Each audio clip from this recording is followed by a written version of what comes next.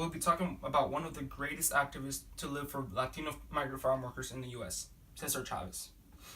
We'll be focusing on three main points: his background, what he did, and his legacy. Cesar Chavez, more commonly known as Cesar Chavez, was born on March 31st, 1927, in Yuma, Arizona.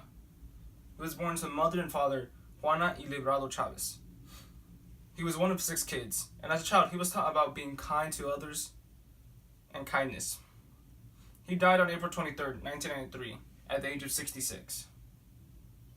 Within those 66 years, he dedicated his life and fought for the improvement of treatment, pay, and working conditions for farm workers. Chavez knew well the hardships and difficulties that come with this field of work, since he himself had to go work in the fields throughout his life. Chavez came from a Latino migrant farmer family, which around 1938 lost their grocery store and ranch business due to the Great Depression. In the following years, they were forced to move to California and look for work, which led them to become migrant farm workers. In 1942, a young Chavez quit school in 8th grade to go work in the fields, since his father got into a bad car accident and he did not want his mother to work in tough and rough fields. He worked alongside his brother and sister and 20,000 other migrant farm workers, working long hours for little pay, and the housing was bad, but it was provided by the farm workers from the farm owner. The shacks were often had no running water and no air conditioning. In 1944, Chavez joins the Navy and serves for 2 years across seas. When he comes back, Chavez, quote, says that those were the worst 2 years of his life. In 1948, Chavez gets married to Helen Fabella and has 8 kids. Within that same year, he met Father McDonald, who asked Chavez to read books on the history of labor and spoke to him a lot about solving the poverty problem. As Chavez was learning a lot about the history of labor and the poverty problems, he read a book that really intrigued him. The book was called Life of Gandhi. He learned a lot about the non-violence movements used by Gandhi in India. He also learned a lot about labor unions and how labor unions help and sacrifice for each other as if they were a family. This reminded him of the teachings of his mother and grandmother as a child. In 1952, he met Fred Ross, who worked for the Community Service Organization, or CSO for short, who told him that people in poverty could build major power for themselves.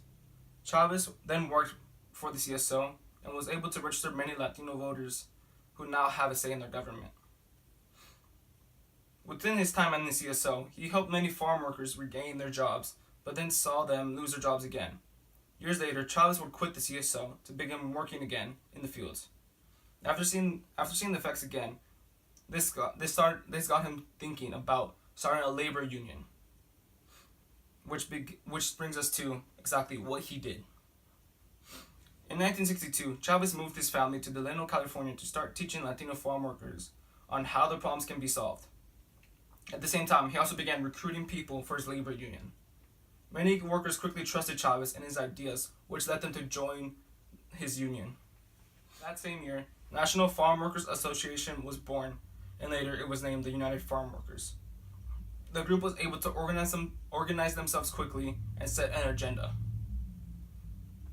In 1965, the National Farm Workers Association linked up with the Agricultural Workers Organizing Committee, a Filipino farm working organization that also wanted the same ideas as Chavez. They linked up to start the Delano Grape Strike, where groups targeted the big companies of the grape industry. The members refused to work and they picketed the fields with signs and flags, trying to get other workers to come join the strike. Throughout this time, Chavez reminded everyone not to use violence of any kind. In 1966, Chavez organized a 340-mile march from Delano to Sacramento to gain support for the strike. Thanks to Chavez and this march, he was able to gain support from the public, and was able to get couple growers to sign the contracts that accepted the new conditions that the farm workers wanted, and the farm workers were able to get better working conditions and higher wages. And this was just the beginning. Due to violence committed by both sides, Chavez went on 3 public fasts throughout his life, the first one being in 1968. These fasts would gather support from people all around the nation to show the problems that farm workers experience.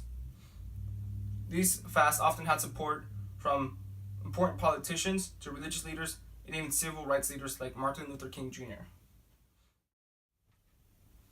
4 years later, Chavez was able to gain so much support in the United Farm Workers that many growers had to sign the contract now. Due to all his success and struggles, in 1978, 85% of the growers signed the contracts. He had started a nonviolent movement that demanded civil rights and economic justice. Chavez never gave up on his dream and kept fighting for the remainder of his years. In 1975, he was able to get the shorthand hoe, a tool used by the farmers that would often cause very much back pain to the workers. He was able to outlaw this through the Supreme Court. That same year, the California governor signed into law the Agricultural Labor Relations Act that gave farm workers the right to organize a union and hold elections. The Agricultural Labor Relations Act is in place to this day. In 1978, the union had 100,000 members and had won a contract with the largest lettuce grower in the United States. In the 1980s, Chavez traveled to the Midwest and the eastern states in order to teach the farm workers the dangers of the pesticides being sprayed by the growers. These pesticides could cause cancer and birth defects in the children of the farm workers. Chavez went on a 36-day fast, what he called the Fast for Life, to draw attention to the harmful effects of the pesticides and gain a lot of public support from this. In 1990, Chavez was recovering from his fast and continued the boycott of grapes. This brings us to his legacy. In 1990, Chavez was awarded the Águila Azteca. This is the highest award that any civilian can receive in the Mexican government. In 1992, he received an honorary doctorate degree from Arizona State University, and he was able to attend many graduation ceremonies. Also in 1992, he was granted an honorary doctorate by the University of Arizona. In 1994, President Bill Clinton awarded Cesar E. Chavez the Presidential Medal of Freedom, which is the highest award given to any civilian. Sadly, Chavez was not alive at this time, so his wife, Helen Chavez, accepted this with honor at the White House in Washington, D.C. Some more things about his legacy that continue to this day. The state of California has declared Cesar Chavez's birthday, March 31st, as a state holiday to celebrate his life and work. In the spirit of Cesar Chavez Day, public schools in the state of California will teach service to others and celebrate the life and work of Cesar Chavez. Many schools and streets are named to honor the legacy of Cesar Chavez. Chavez will be remembered as a leader for his dedication to justice and nonviolence and service to others. He is an American hero who continued to inspire people to respect life, stand up for justice, and to work together for the good of humanity.